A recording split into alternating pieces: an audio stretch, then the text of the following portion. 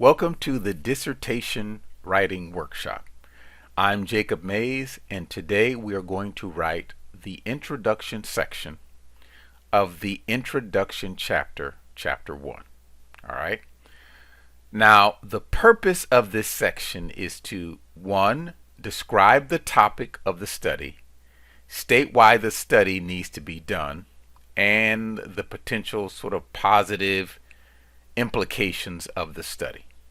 Okay, and we are going to preview the major sections of the chapter. So that is what we're going to accomplish with the introduction section.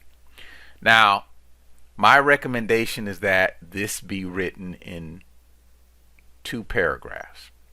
The first paragraph is to talk about the purpose of the study, state why the study needs to be done, and then state why or how the results could be used to promote positive impact.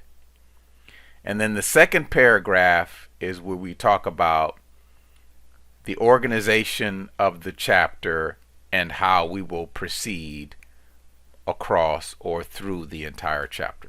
Very, very simple. Okay? All right. So as always, we're going to start writing this section 1 paragraph at a time. Okay? So let's start with paragraph 1.